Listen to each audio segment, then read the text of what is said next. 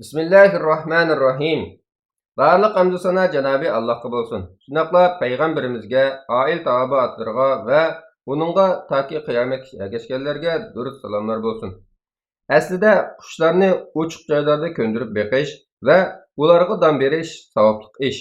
Bu jihatdan qushlarni beqish savobli, mustahab, yaxshi ish qatoriga kiradi.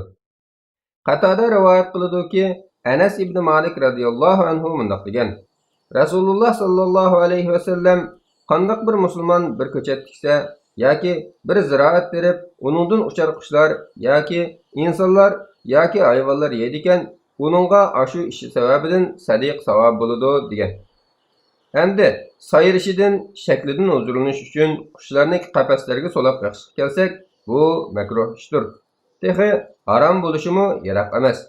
Nima uchun deganda, Alloh taolo uçadigan, qanotliq qilib yaratgan bu qushlarni tor qafasga solib olish, uni erkinligidan mahrum qilish bo'lib, qiynash doirasiga kiradi.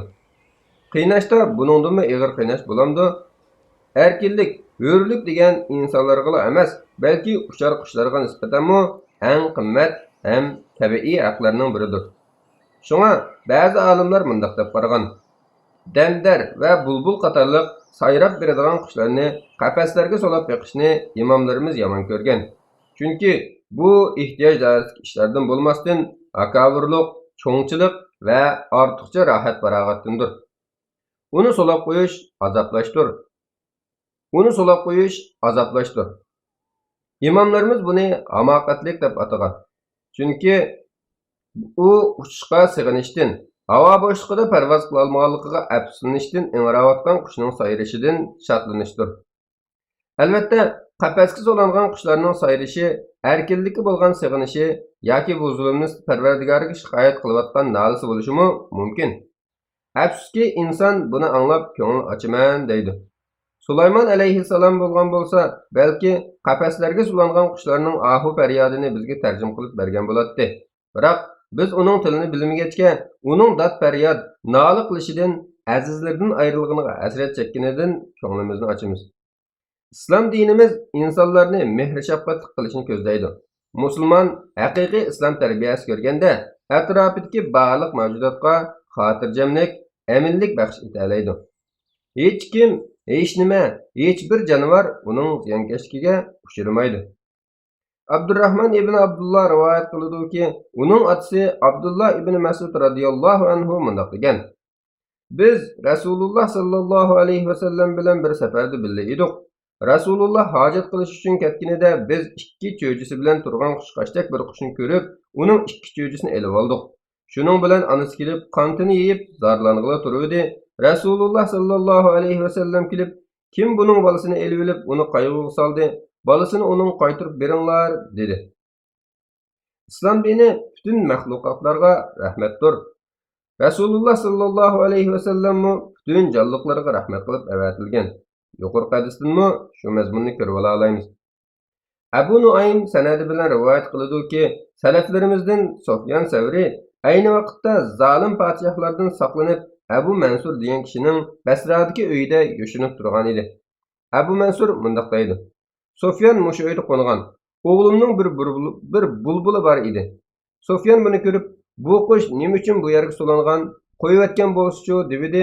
Men o'g'limning bu qushni o'zlariga hadiya qilib o'tdi desam, u yo'q, ammo men uni tilloq setib olay deb qushni setib olib qo'yib etdi.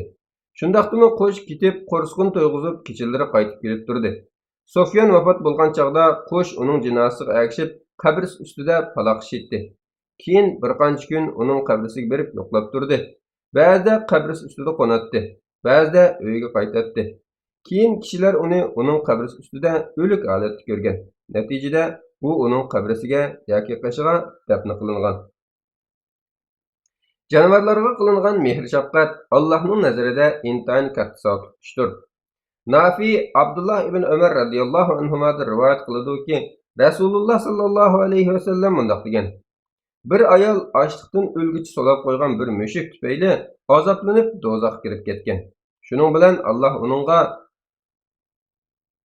Alloh eng yaxshi bilguchidir, mundoq degan: Sen uni solab, uningga ya tomoq bermading, ya uni sug'urib qo'ymading. ya zimindagi hasharotlarni yeyish uchun qo'yibmi bermading? Bu hadisni ba'zi olimlar yemak-ichmak berib so'lab boqsa bo'lganligi dalil qilib ko'rsatgan bo'lsa-mu, biroq bu hadis so'lab boqishni qattiq cheklashga dalil bo'ladi. Chunki bu hadisda so'lab qo'yishning o'zi bir zulm ekanligiga ishorat qilgan deyishga bo'ladi. Qushlarni qafaslarga so'lab boqqan ahvolda ba'zida uy yo'q bo'lib qolib yoki unutib qilib don bermay qolsa, qushlar ochliqdan o'lib qoladi. Qishda sirtda qolsa sovuqdan to'nglab qoladi. Bu amaliyotda ko'p yuz beradigan ahvol. Qush beqish to'g'risida mundaqmi bir hadis kelgan. Abu Tayyoh rivoyat qilib mundaq dedi: "Men Anas ibn Malik radhiyallohu anhuning mundaq deganligini anglagan. Payg'ambar sallallohu alayhi vasallam bizga aralashib beradi. Hattoki Rasululloh mening kichik bir ukamga: "Ey Abu Umayr, Nug'ayr bulbulning chujisi nima qilyotidi?" deb erkilatib qo'yadi." Bu hadisga tayinib Hafiz ibn Hajar qatorliq ko'p olimlar bu hadisda qafas va shuningga o'xshagan narsalarda qushlarni so'lab beqishning va qonini kesib etishning joizligiga dalil bor. Chunki Abu Umayrning qushining ahvoli ashu ikki ishdan xoli bo'lmaydi. Ahvol qaysi biri bo'lsa, yana biri uningga qiyosan o'xshash hukmni oladi deb qaragan. Biroq bu hadisda ya qafasni yoki qontin kesayotganligini tilga olmaganlikdan bu hadisdagi qushning ahvolida bir qancha ehtimollik bo'lishi mumkin. Balki qush texi qon chiqmagan kichik bo'lg'achqa Abu Umayr uni o'ynagandir. Hadisda Nug'ayr deb kichikiltish darajasini ishlatganligimi shuni ko'rsatadi. Yoki uchalaydigan qushni qo'liga ko'ndirib olgandir. Uning ustiga Abu Umayr kichik bola edi.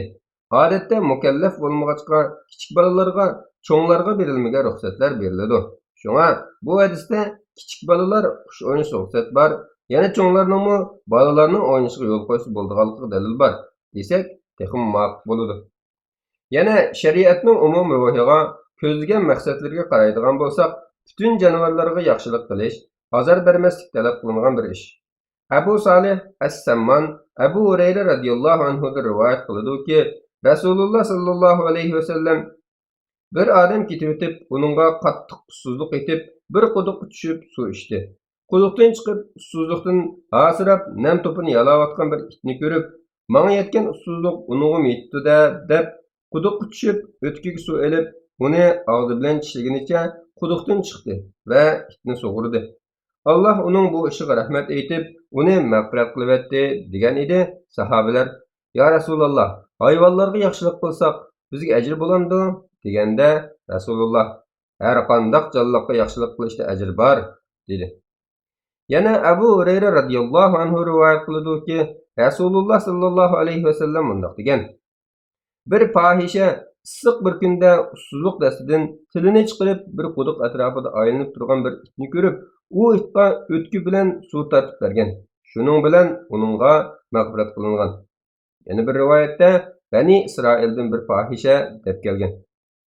Yuqorqilardan ko'ngil echish uchun qafaslarga so'lab qush boqishning aqalli taqdirda makruh bo'lganligini muayyanlashtirib olamiz. Shunga qafaslarga so'lab qush boqmaslik kerak. Ammo o'yla aramlarda yoki ochiq yerlarda ko'ndirib boqishga bo'ladi. Chunki bundaq ahvolda xohlaganicha uchib aylana oladi. Don berishni unutib qolgan ahvolda qo'rsqini o'zi to'yg'iza oladi. Beliqlarmi shuning hukmida bo'ladi.